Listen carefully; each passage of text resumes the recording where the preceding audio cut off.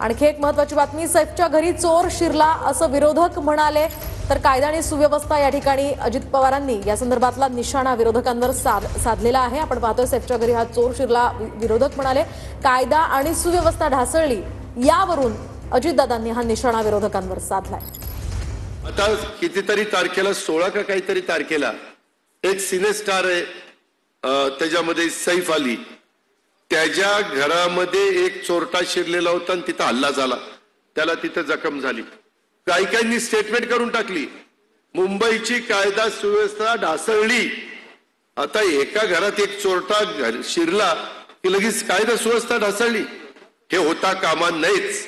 त्याबद्दल मी समर्थन करत नाही त्या चोरट्याचं, पण पोलीस यंत्रणा एवढी कामाला लागली आणि काल तो पठ्ठ्या त्या ठाण्यामध्ये सापडला, सगळं कबूल केलं।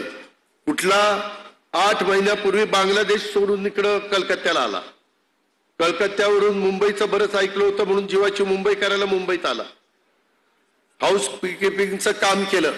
त्या हाऊस कीपिंगचं काम ज्या एजन्सीकडे केलं त्यांनी त्याचं आधार कार्ड बघितलं नाही, त्याचं काही शहानिशा करायची होती ती केली नाही, त्यालाही आता उचललेला आहे।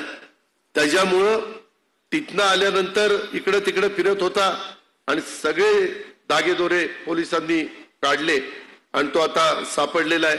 त्याला माहिती पण नव्हतं कुठल्या नटाचं घर आहे का नटीचं घर आहे।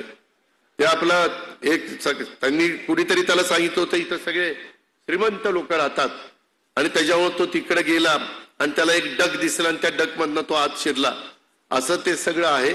सांगायचं तात्पर्य की तुमच्या माझ्या महाराष्ट्रातली कायदा सुव्यवस्था चांगली राहण्याच्या करता हे महायुतीचं सरकार जाणीवपूर्वक प्रयत्न त्या ठिकाणी करत आहे।